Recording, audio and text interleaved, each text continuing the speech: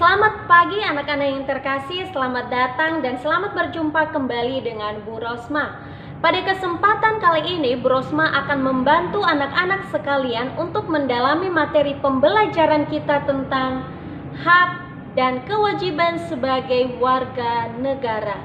Nah, apa saja isi dari materi tersebut nanti akan Bu Rosma bantu untuk menjelaskannya secara rinci supaya dapat membantu anak-anak memahaminya dengan baik.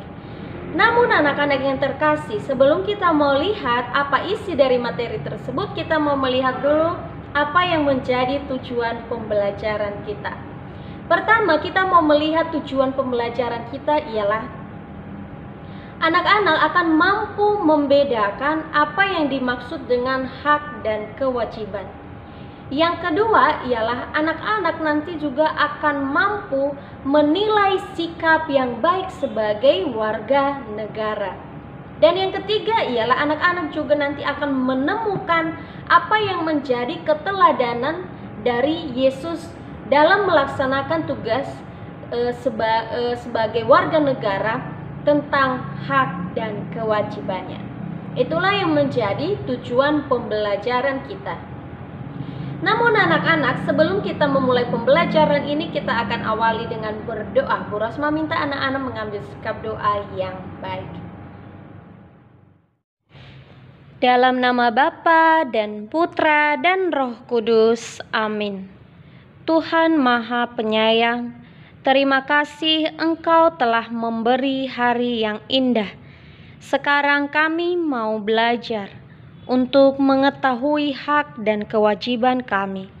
Semoga pelajaran ini menjadikan kami sebagai warga negara yang baik untuk kemuliaan nama-Mu.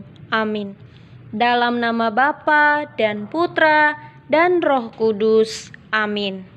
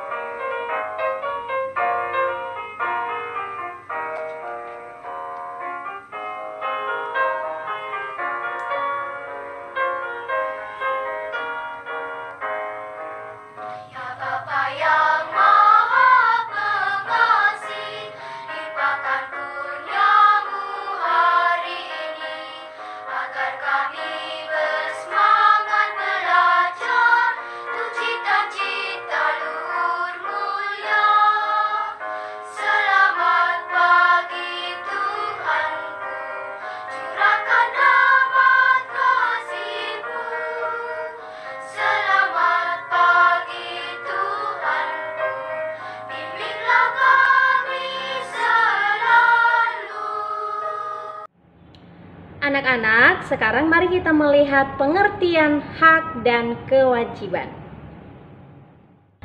Anak-anak, sekarang mari kita melihat pengertian dari hak.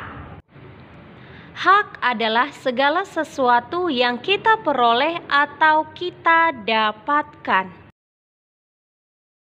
Berikutnya kita mau melihat apa saja contoh-contoh dari hak yang bisa kita lakukan sebagai warga negara. Pertama dapat kita lihat yaitu hak untuk kebebasan beragama. Hak yang kedua ialah memperoleh pendidikan. Dan yang ketiga ialah hak untuk bisa menggunakan fasilitas umum. Berikutnya dapat kita lihat contoh hak yaitu mendapatkan kasih sayang. Kelima, mendapatkan nilai dari guru. Dan yang terakhir yaitu hak untuk hidup layak. Itulah anak-anak pengertian dari hak beserta contoh-contoh yang bisa kita dapatkan di lingkungan keluarga, di lingkungan sekolah, dan di lingkungan masyarakat. Berikutnya kita akan melihat pengertian dari kewajiban beserta contoh-contohnya. Mari kita simak. Kewajiban adalah segala sesuatu yang harus kita lakukan. Berikutnya kita akan melihat contoh kewajiban. Yang pertama, membayar uang sekolah. Yang kedua, membayar pajak. Yang ketiga, mematuhi tata tertib. Dan yang keempat, membela negara. Itulah contoh dari kewajiban yang bisa kita lakukan sebagai warga negara yang baik. Anak-anak, sekarang Bu Rosma minta anak-anak membuka bacaan kitab suci di dalam pelajaran tentang hak dan kewajiban. Bagi yang tidak mempunyai, boleh membuka kitab suci Injil Matius bab 17 ayat 24 sampai 27. Sekarang kita akan baca secara bersama-sama teks tersebut.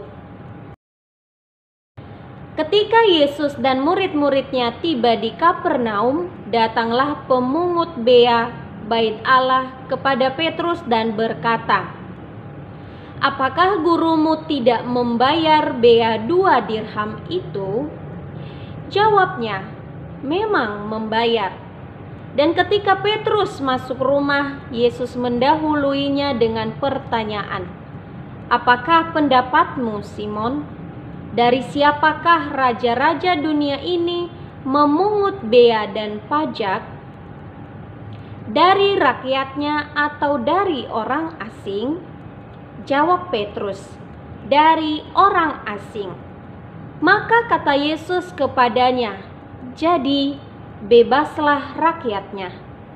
Tetapi supaya jangan kita menjadi batu sandungan bagi mereka, pergilah memancing ke danau. Dan ikan pertama yang kau pancing, tangkaplah dan bukalah mulutnya. Maka engkau akan menemukan mata uang 4 dirham di dalamnya. Ambillah itu dan bayarkanlah kepada mereka, bagiku dan bagimu juga." Itulah isi dari kitab suci Matius 17 ayat 24 sampai 27. Sekarang anak-anak, kita akan melanjutkan membaca bacaan kitab suci dalam Injil Matius bab 22 ayat 15 sampai 22.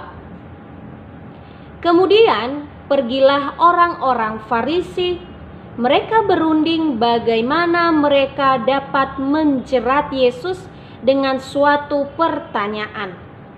Mereka menyuruh murid-murid mereka bersama-sama orang-orang Herodian bertanya kepadanya, "Guru, kami tahu engkau adalah seorang yang jujur dan dengan jujur mengajar jalan Allah, dan engkau tidak takut kepada siapapun juga, sebab engkau tidak mencari muka.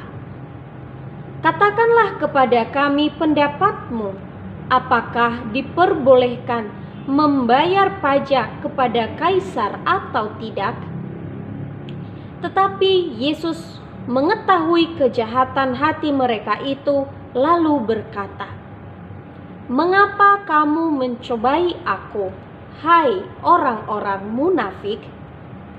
Tunjukkanlah kepadaku mata uang untuk pajak itu." Mereka membawa suatu dinar kepadanya, maka ia bertanya kepada mereka, "Gambar dan tulisan siapakah ini?" Jawab mereka, "Gambar dan tulisan Kaisar." Lalu kata Yesus kepada mereka, berikanlah kepada kaisar apa yang wajib kamu berikan kepada kaisar, dan kepada Allah apa yang wajib kamu berikan kepada Allah." Mendengar itu, heranlah mereka dan meninggalkan Yesus lalu pergi. Itulah isi bacaan kedua kita dalam Injil Matius bab 22 ayat 15 sampai 22. Nah, sekarang anak-anak kita akan membahas apa maksud dari bacaan tersebut. Sekarang kita mau melihat apa yang menjadi hak dan kewajiban Yesus. Pertama, hak mengajar di rumah ibadat. Kedua, hak memperoleh keluarga. Dan yang ketiga ialah hak untuk mewartakan kabar gembira dimanapun. Inilah beberapa hak yang diperoleh Yesus selama ia berkarya di dunia. Sekarang mari kita melihat apa yang menjadi kewajiban Yesus.